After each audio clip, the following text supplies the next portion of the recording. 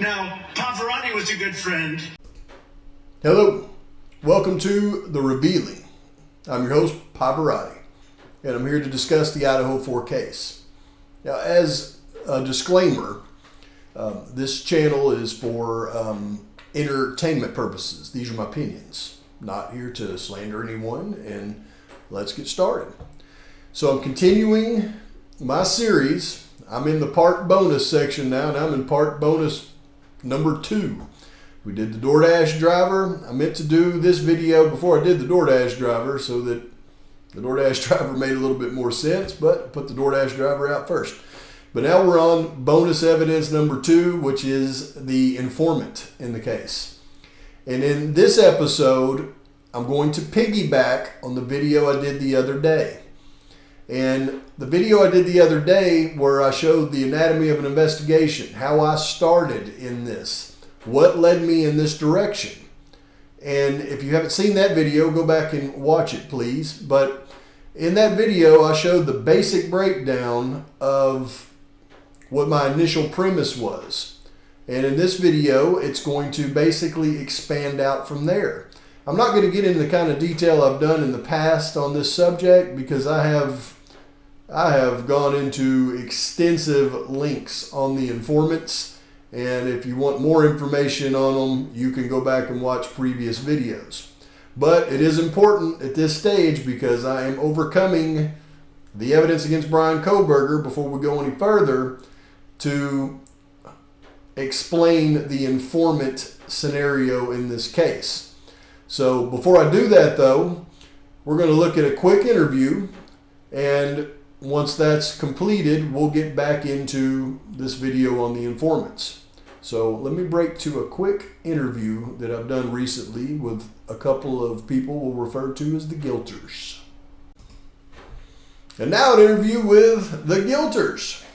We have with us today, Get a Clue and Vivian. Welcome to the panel, folks.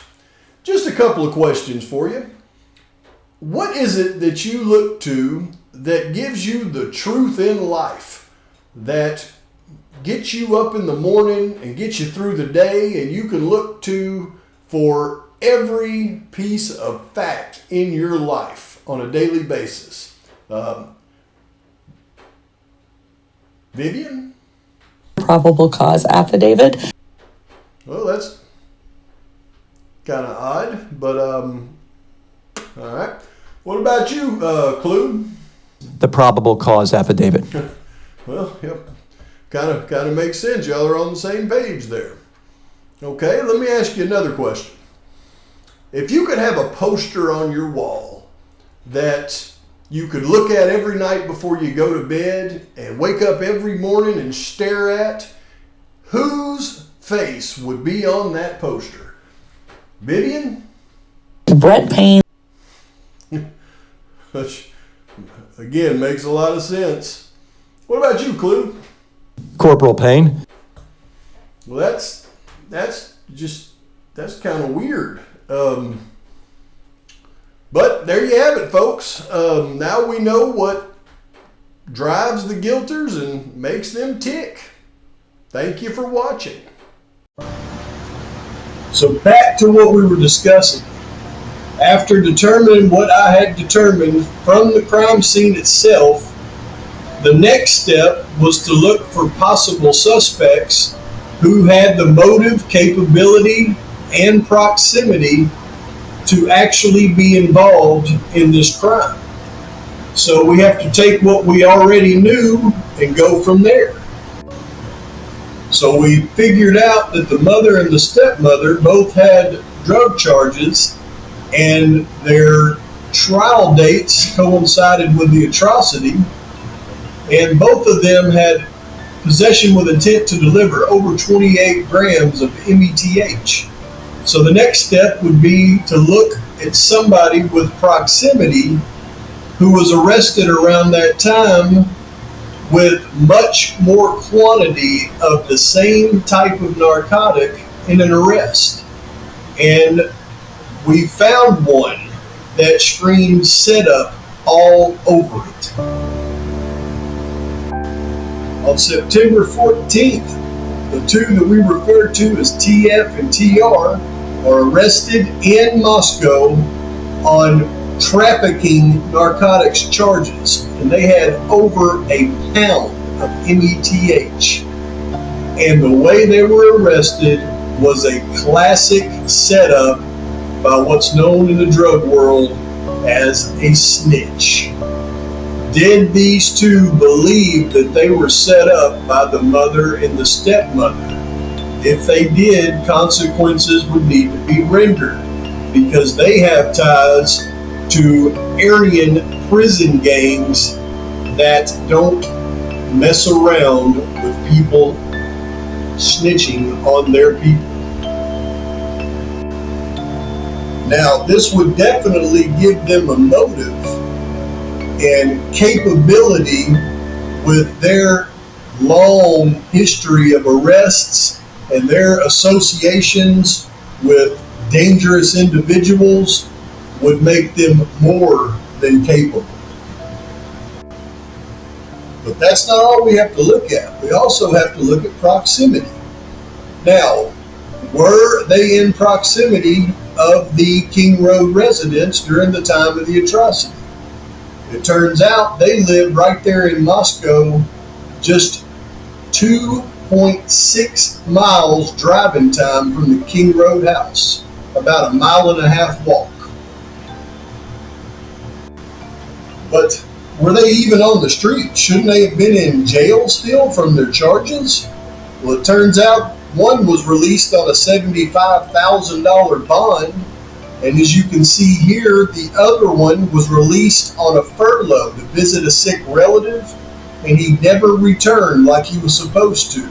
So during the time of the atrocity, he was a fugitive from justice in the Moscow area with the motive and the capability. But how do we jump from suspect to informant in the case? Well, as you can see many times during the court proceedings, the documentation often lists this rule, and it's 16b2, informants, and its disclosure must not be required of an informant's identity unless the informant is to be produced as a witness at a hearing or trial. So there is definitely a confidential informant in this case that the prosecution is not planning on producing as a witness. Now, in the investigation, we know that there was nothing of merit until December 6th, when law enforcement filed for warrants for DoorDash and Amazon on that date. Now, do these people and their arrests coincide with these two warrants being filed, which is indicative of an informant? It turns out that he was arrested in Spokane, Washington on November 23rd, and he was transferred back to Latah County Jail on December the 2nd, just in time to provide the information needed on the warrants for DoorDash and Amazon. But is there any connection to any of the people that are involved in the case itself? It just so happens there is, and it's the kind of connection we would expect to find with an informant. His attorney is the coroner, Catherine Mary Mabbitt. The prosecuting attorney prosecuting him is William Wolford Thompson. The judge presiding over his charges is John Judge. Sound familiar? With her, it's much the same. John Judge presiding, William Wolford Thompson prosecuting. Now, informants only inform if they are receiving something in return. Did they receive anything? They received probation for charges that would guarantee them 10 years minimum if convicted, and they received those charges on December 19, 2022. That is the exact date that is now verified in court that Bryan Kohberger's name was injected into the investigation. I call it the deal of the century for these two. Now, did it all stop there? How is it that they continue to pop up whenever the prosecution needs them to? It's very curious that specific dates they have dealings with the court.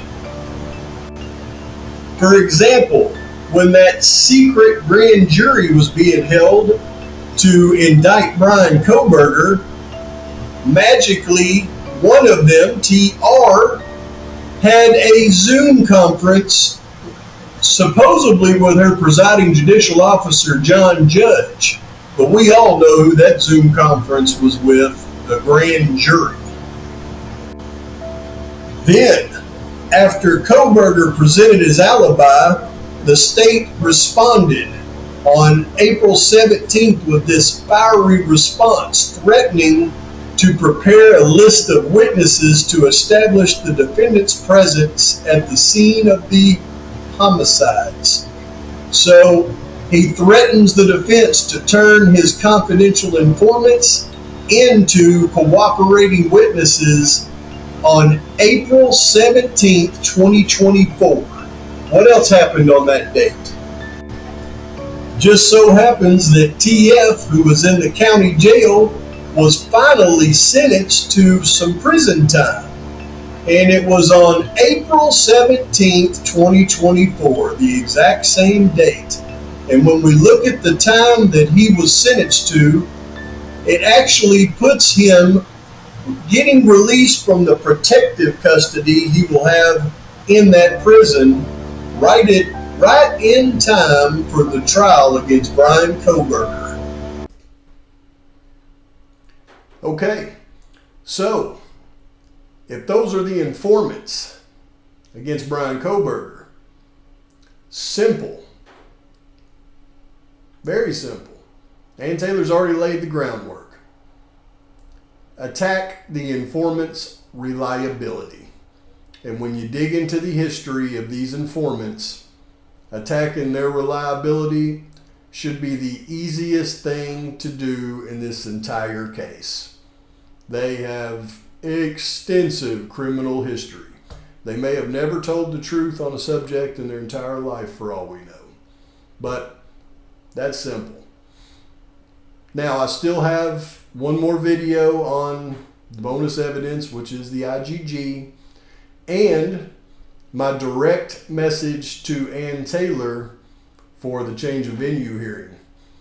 I probably won't get the IGG bonus video out before the change of venue, but I will definitely get the direct message out to Ann Taylor before the change of venue. I'm going to make that my goal. But please like and subscribe to the channel. Post your comments, thoughts, criticisms. I like to hear everybody's thoughts. And until next time, Pavarotti's out.